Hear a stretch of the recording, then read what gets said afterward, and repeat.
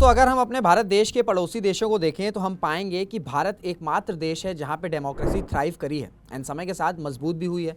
अब अगर हम चाइना की बात कर लें तो वहाँ कोई डेमोक्रेसी नहीं है। पाकिस्तान की बात करें तो उसके लिए ये कहा जाता है कि Pakistan is a military but has a country. Afghanistan को देखें तो वहाँ तालिबान का रूल है। फिर बांग्लादेश में भी एक्सट्रीमिज़म बढ़ रहा है। श्रीलंका को देखें तो वहाँ कई दशकों तक सिविल वॉर चला एंड अभी भी पॉलिटिकल सिस्टम कुछ खास दुरुस्त है नहीं।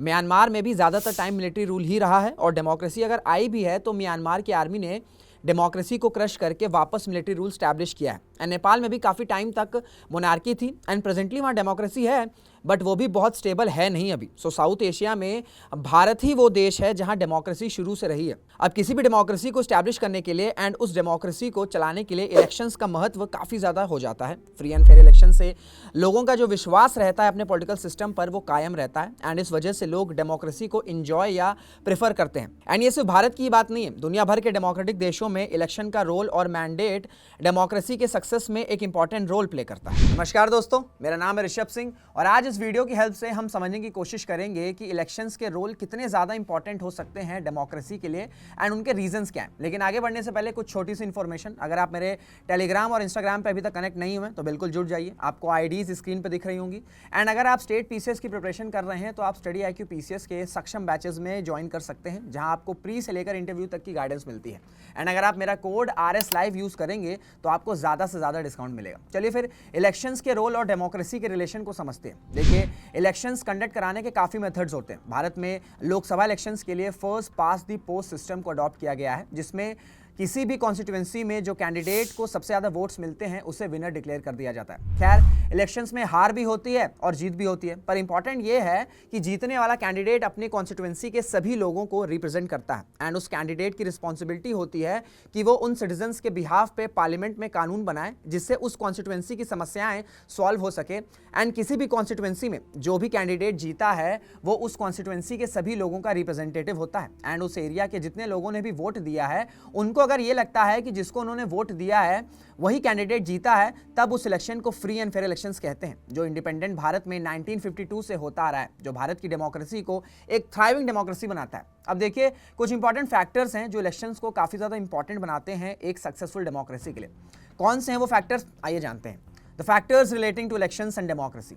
पहला, पॉलिटिकल रिप्रेजेंटेशन। देखिए, इलेक्शंस हम सिटीजन्स को different political parties, independent candidates को चूज करने का ऑप्शन देता है। इलेक्शंस के दौरान पॉलिटिकल पार्टीज के द्वारा मैनिफेस्टो रिलीज किया जाता है एंड लोगों के पास ये अपॉर्चुनिटी रहती है कि जो पार्टी या कैंडिडेट ज़्यादा बेहतर मैनिफेस्टो रिलीज कर रहे हैं, ज़्यादा वेलफेयर एंड डेवलपमेंटल स्कीम्स की बात कर रहे हैं, लोग उनको चुनकर पावर में ला सकते हैं। सो इलेक्शंस हम सिटीजन्स को वो ऑप्शन देता है कि हम उनको चुने जो हमें चुन रहे हैं और हमारी डेवलपमेंट को चुन रहे हैं। दूसरा, एरिया रिप्रेजेंटेशन। अब देखिए, भारत जैसे इतने बड़े देश में इलेक्शंस कंडक्ट होते हैं फेजेस में और कॉन्स्टिट्यूएंसी वाइज, और इलेक्शन से हर कॉन्स्टिट्यूएंसी के MP को चुना जाता है। सो इलेक्शन से जो डेवलपमेंट है वो एक कॉन्स्टिट्यूएंसी से दूसरी, दूसरी से तीसरी कनेक्ट होते हुए पूरे देश में स्प्रेड होता है। सो इलेक्शन से डिसेंट्रलाइजेशन प्रोसेस होता है एंड आपकी कॉन्स्टिट्यूएंसी कितनी ही रिमोट क्यों ना हो, इलेक्शन से आपने अपने रिप्रेजेंटेटिव्स को चुना है जिसका काम है कि वो 5 सालों में आपकी कॉन्स्टिट्यूएंसी में बदलाव लाए।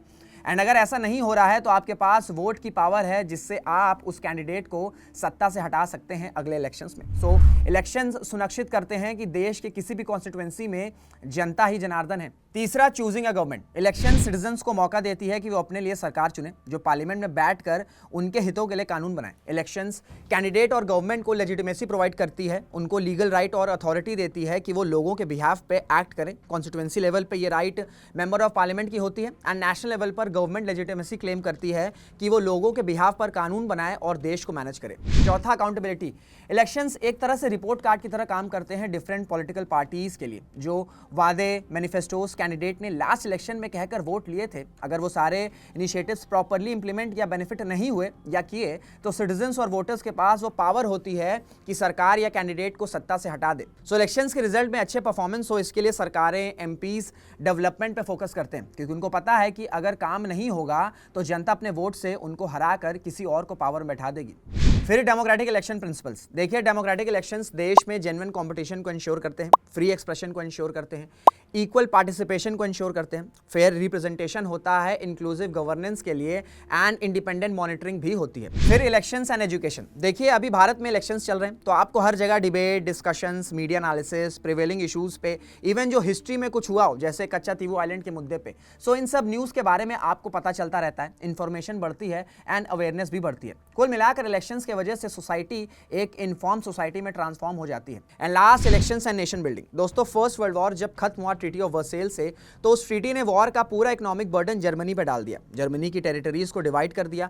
कुल मिलाकर जर्मनी बिल्कुल क्राइसिस में था। ऐसे समय में हिटलर एज अ लीडर का राइज होता है और जर्मनी को यूनाइट करता है। इसी तरह जब भी कोई देश बड़े संकट में रहता है तो इलेक्शंस लीडर को चुनते हैं, जिनसे उनके अंदर एक नेशनलिज्म की फीलिंग आती है, जिससे अल्टीमेटली उस कंट्री में यूनिटी बढ़ती है एंड फिर वो देश क्राइसिस से निकलकर तरक्की की राह पर निकल पड़ता है। सो दोस्तों ये थे कुछ इंपॉर्टेंट फैक्टर्स जिनसे हमने समझा कि इलेक्शंस का रोल कितना ज़्यादा इंपॉर्टेंट है एक थ्राइविंग डेमोक्रेसी और देश के डेवलपमेंट के लिए। हालांकि इलेक्शंस के कुछ डीमेरिट्स भी हैं, जैसे political competition. Political competition parties को कंपेल करता है कि वो उन्हीं पॉलिसीज पे फोकस करें जो लोगों के इंटरेस्ट को फुलफिल कर रहे हैं, सो दैट वो पावर में बने रहें। Then party politics. Different political parties और लीडर्स कई बार एक दूसरे पे एलिगेशंस लगाते रहते हैं सो दैट उनकी इमेज ज़्यादा बेहतर हो सके। फिर कभी कभी पार्टीज और कैंडिडेट्स कुछ नेगेटिव ट्रिक्स का भी यूज करते हैं टू विन द इलेक्शंस। देखिए कुछ लिमिटेशंस के बावजूद डेमोक्रेटिक इलेक्शंस डेमोक्रेसी के लिए कॉर्नरस्टोन की तरह काम करते हैं। एंड सिर्फ इलेक्शंस होना डेमोक्रेसी को मजबूत नहीं करता है। इलेक्शंस तो आपने नॉर्थ कोरिया, रशिया, पाकिस्तान इन सब देशों में भी सुने हैं, पर उन इलेक्शंस में क्या लोगों के वोट से लीडर्स को चुना जाता है? जवाब है नहीं। इलेक्शंस कितने फ्री एंड फेयर और ट्रांसपेरेंट हो रहे हैं वो डिसाइड करता है कि डेमोक्रेसी कितनी थ्राइव करेगी। एंड भारत के इलेक्शंस 1952 से ही एक ट्रांसपेरेंट और फ्री एंड फेयर पाथ पर हुए हैं। So free and fair elections and जो फैक्टर्स हमने डिस्कस किए थोड़ी देर पहले, वो डिसाइड करते हैं कि डेमोक्रेसी का फ्यूचर क्या होगा किसी भी देश में। एंड वोट डालकर आप ये बताते हैं कि आपको किसी पॉलिटिकल पार्टी या इंडिपेंडेंट कैंडिडेट का मैनिफेस्टो ज़्यादा अट्रैक्ट किया है, जिससे ये पता चलता है कि देश में पब्लिक की क्या थिंकिंग है एंड देश किस दिशा में आगे बढ़ रहा है। सो भारत में इलेक्शंस चल रहे हैं एंड मेरी ये बड़ी हम्बल रिक्वेस्ट है कि आप अपना वोट ज़रूर कास्ट करें।